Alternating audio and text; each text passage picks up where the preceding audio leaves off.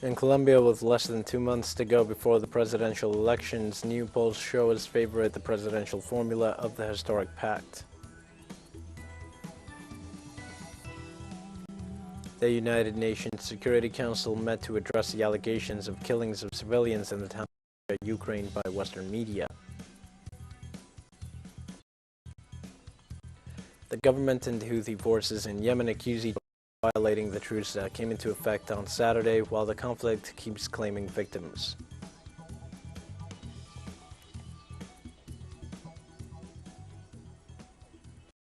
Hi, this is From the South. I am your news anchor, Dio Martin, from the TeleSUR studios in Havana. We begin with the news.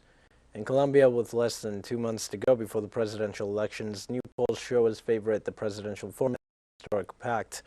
This was revealed in a recent study by the National Consultancy Center, which indicates that Gustavo Petro would occupy first place in the election set up for May 29th with a voting intention of 36.5%. 4 more points in comparison with the survey carried out by this institute in March. The survey also revealed that the candidate of the coalition, Equipo por Colombia, Federico Gutiérrez, achieved a voting intention of 24.5%, which means 1 more point in comparison to last survey. Taking into account these results, Petro and Gutiérrez would be the candidates to go on to the second round of the presidency of the Republic.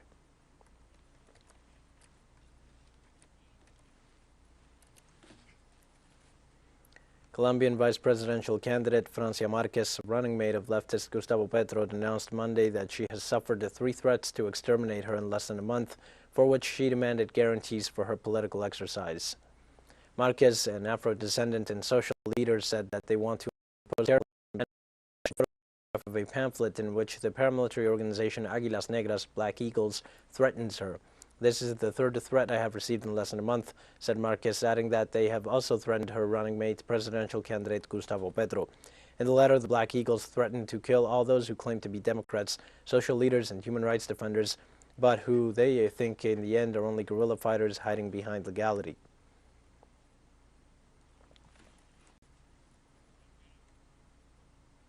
Other news from Latin America. In a message to the nation on Monday night, the president of Peru, Pedro Castillo, referred to the agreements reached after the dialogue between the government committee and representatives of transport workers and farmers, sectors that have been on strike for more than a week.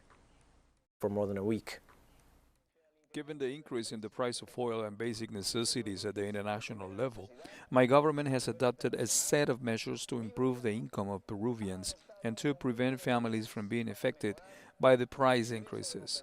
These measures, approved in the framework of the dialogue held in the city of Huancayo, not only benefit the population of the region of Junín, but all Peruvians.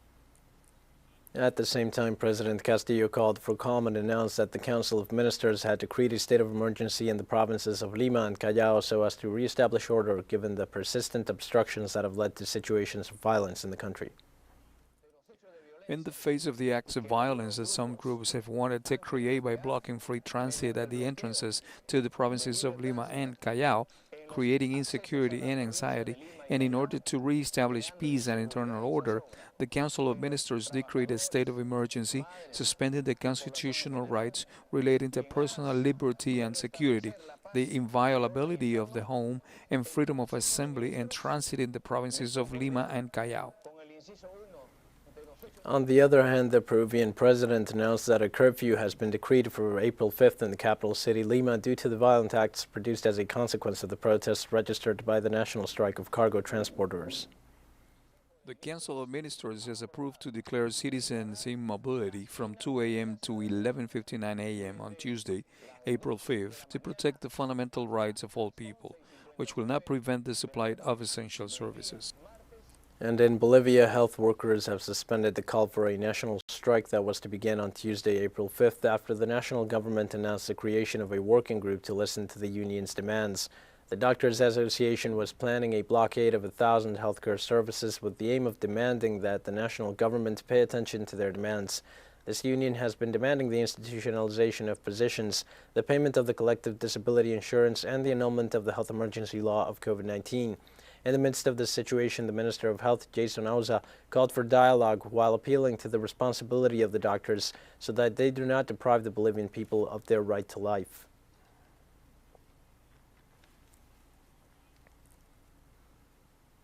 The Chilean President Gabriel Boric described the economic, commercial, and financial blockade imposed by the United States on Cuba as criminal in declarations made during his official visit to the Republic of Argentina. Quote unquote, I think the blockade is criminal and the Helms-Burton Act and all that it implies has caused damage to the people.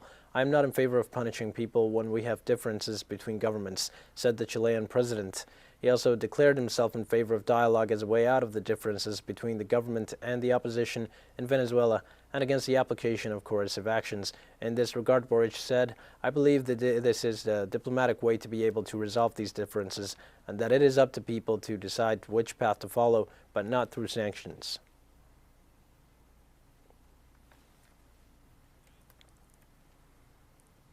Now, in Guatemala, 5 women died on Monday as a result of a forest fire in the northwest of the country. The fire brigade reported that among the victims was a 7-month-old baby girl. The fire took place in the municipality of San Pedro Jocopilas, department of Quiché. The death of the women was also confirmed by the National Coordinator for Disaster Reduction, which in a brief statement reported that the flames had been completely controlled. According to preliminary versions of the firefighters, the fire may have been caused by a blaze on a plot of land, which they lost control.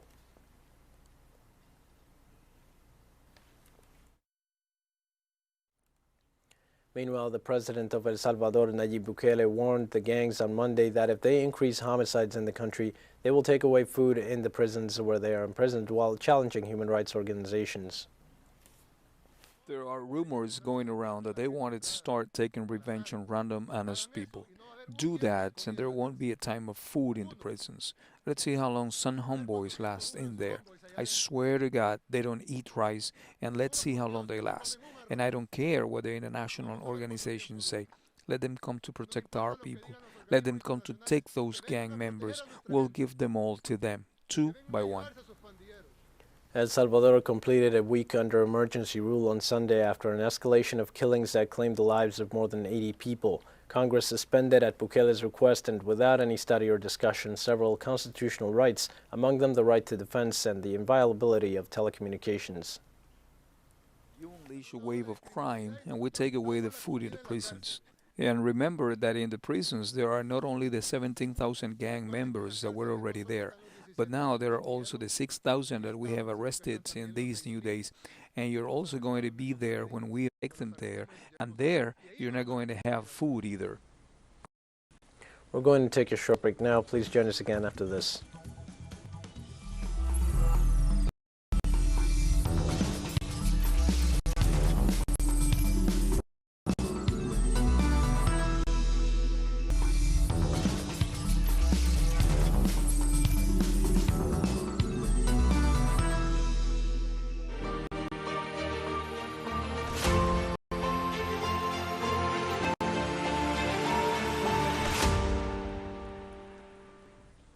Hi and welcome from the South. The United Nations Security Council met to address the alleged killings of civilians in the town of Bucha, Ukraine. The extraordinary meetings of the multilateral bodies held at the request of the Russian and Ukrainian governments.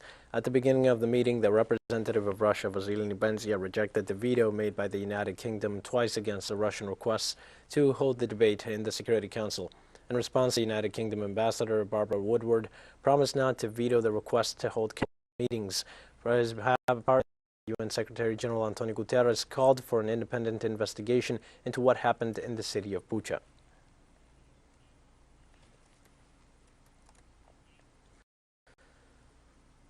Russia described the alleged massacre in that Ukrainian city as a staged event and that this provocation hinders the peace process. In this sense, the Russian ambassador to the United Nations, Vasily Nebenzia, called a press conference on Monday to present Moscow's view of the events and affirmed that they will present evidence that clears the Russian soldiers from the incident.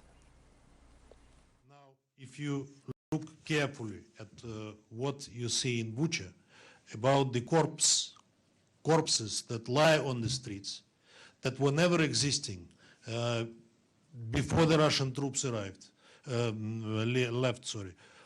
before they left, and suddenly they appear on the streets, lying on the road, one by one, right and left. Some of them are moving, some of them are showing the signs of life. You cannot escape from an understanding that that is a stage, that is a fake, that is a provocation. And the Russian Foreign Ministry denounced the expulsion of its diplomats from Europe and described the actions as planned by Western powers to affect Moscow's bilateral relations after the accusations made by Ukrainian authorities regarding the 280 bodies buried in mass graves in the capital and the images of the alleged massacre Bucha made public on AFP platform showing 410 corpses, apparently of civilians lying in the streets of the region and other localities of the northwestern outskirts of Kiev following the departure of the Russian army area. Several European Union nations expelled approximately 120 Russian representatives from their cities, accusing them of being spies posing as diplomats. On their part, the Russian authorities rejected the accusations and assured that this is a campaign by the West that will have lasting consequences in bilateral relations.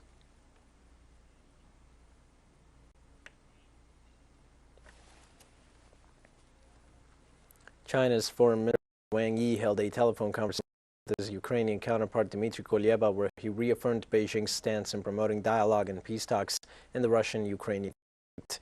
During the talks, Wang Yi reiterated his country's hope that Russia and Ukraine will adhere to the peace talks until a ceasefire agreement is reached. In this regard, he said he was willing to continue to play an active role in ending the conflict. However, he said they will maintain an objective stance. Now, the Ukrainian diplomat thanked China for its solidarity with the civilian victims of the conflict in the Donbass region and recalled that the Asian giant has constantly defended the 5 principles of peaceful coexistence, which also means it plays a key and active role in safeguarding peace.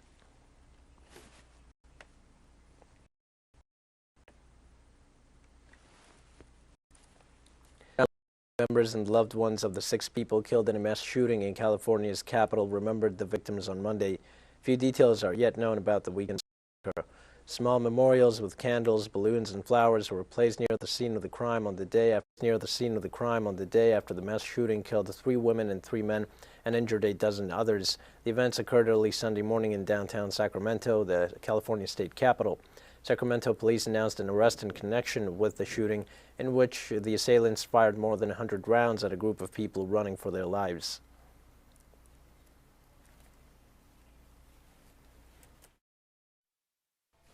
I feel like my heart. I just wish I could do like this and go back before he left my house and be like, son, please don't go to work. And I'm just understanding that this moment eventually was going to happen. As much as I hate for it to happen, we felt this moment was going to happen. There needs to be a reinvestment in our communities, and we need to challenge what we consider normal with this gun violence in our area. On Tuesday, a train derailed and overturned after striking a vehicle in southern Hungary, leaving 5 people dead and others injured. Annette Biber, a spokesperson for the railway company MAV Group, said the engine driver complied with all the rules and procedures, including the area's speed limit. The accident occurred just before 7 a.m. local time in the town of Mincent. Police said a flatbed truck carrying workers drove onto the train tracks and was struck by the train, which derailed from the force of the collision. 7 men were traveling in the truck at the time of the collision, according to the Hungarian state news agency MTI. 5 of them died, and 2 others were taken to the hospital with serious head and limb injuries, the police said. Hungarian State Railways indicated that 22 people were on the train at the time of the hit.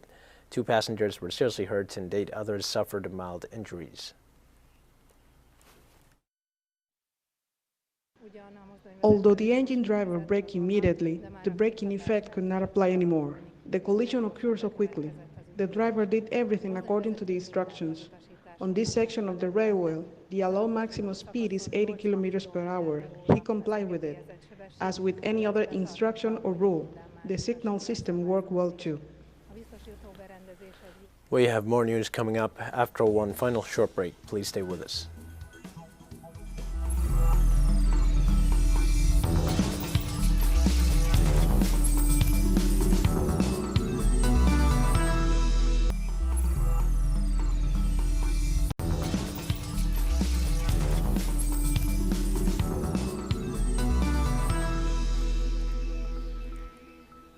Hi and welcome back.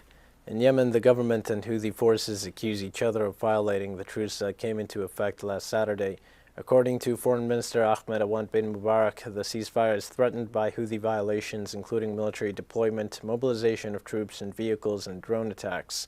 The army also accused the insurgents of violating the truce after attacking several regions. Now, the Houthis reported dozens of incursions by reconnaissance planes in the provinces of Marib, Hajjah, Sara, and Lakh. According to the rebels, at least 36 bombardments with missiles and artillery against their positions were recorded.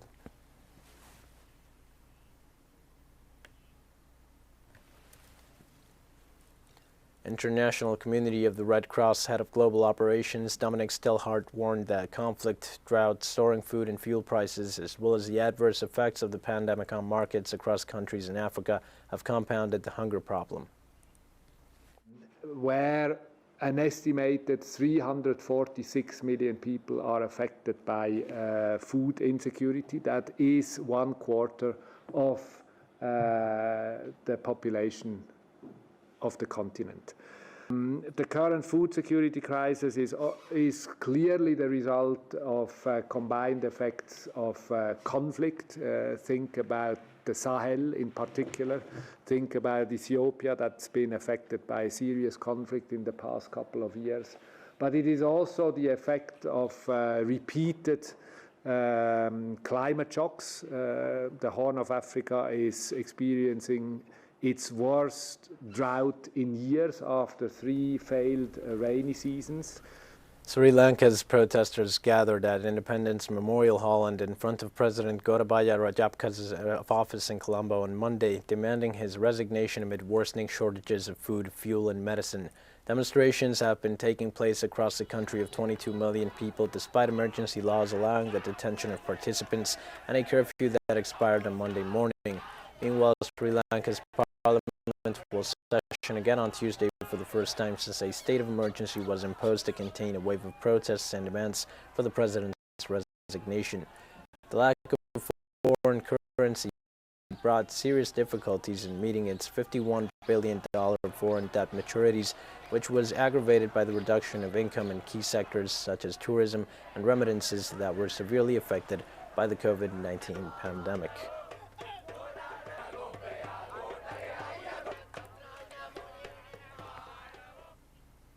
Colombo Archbishop Malcolm Ranjith led about 700 priests and nuns in a solidarity march in Sri Lanka's capital as street protests continue over the government's handling of the country's economic crisis. This is a beautiful country. This is a precious country. This is a valuable country with intelligent people. But our intelligence, the people's intelligence has been insulted by corruption. Therefore, now we call out, as the Catholic Church here present, in one voice with all our people, please now listen to the cry of the people and step down. Our corrupt leaders must be sensitive to the cry of the people now. What is unbelievable is that there is this insensitivity among our corrupt political leaders. On the occasion of the beginning of Ramadan, the holy month of Muslim fasting, the Syria Unites Us charity festival began this weekend in the capital city of Damascus, a government initiative supported by the private sector which seeks to guarantee basic products at discounted prices in order to mitigate the negative impact of the Western economic blockade on the lives of its citizens. Our correspondent Tuishambo News brings us more details. Until the end of the Holy Ramadan has the participation of 250 national industrial and commercial companies specialized in food, hygienic materials, household appliances, and textiles. This company, whose aim is to promote social solidarity and the human values that characterize the Muslim fasting month, contribute to satisfy the basic needs of the citizens at affordable prices. Ramadan is the month of kindness and generosity, and we, as businessmen, reinforce these Ramadan values through the social commercial action aimed at meeting needs at lower prices and not for profit. The products at this fair are sold directly from the producer to the consumer without middlemen, and this is an effective mechanism in terms of lowering prices so that we can help citizens and mitigate negative impacts on their lives caused by the economic crisis resulting from the war and the Western economic blockade. At the same time, families affected by the war, as well as military personnel and civilians wounded for their homeland, make a noteworthy presence at these festival activities. With their many projects, they compete with the big companies by offering a wide range of quality handmade products, handicrafts, textiles, and food made from natural components, which are characterized by their high quality and fair prices. This edition of the festival, unlike previous years, is characterized by allocating a high number of booths to producer families and those wounded for their homeland, in recognition of the great sacrifice they made in defense of the homeland and to help them to have a sustainable source of income and to reintegrate into society. As a wounded man from the homeland, like all the other wounded, I am grateful that the state helped me to overcome difficulties of the injuries I suffered in the war and to recover my life and return to work.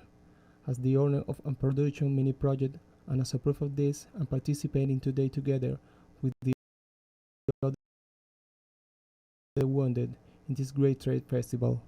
The Ramadan Charity Fair is one of the many humanitarian actions carried out during this month to help vulnerable families. These initiatives are grounded in willpower, patience, solidarity, and tolerance, values that mark the true image of Islam and that Syrians consider essential to strengthen, so as the triumph in the fight against Western economic terrorism. Hisham Wannous, TeleSUR, Damascus, Syria. We've come to the end of this news brief. Remember, you can find these and many other stories on our website at TeleSUR English. You can also join us on social media for all the latest news. We're on Facebook, Twitter, Instagram, and Telegram. For TeleSUR English, I am Diego Martin. Thank you for watching.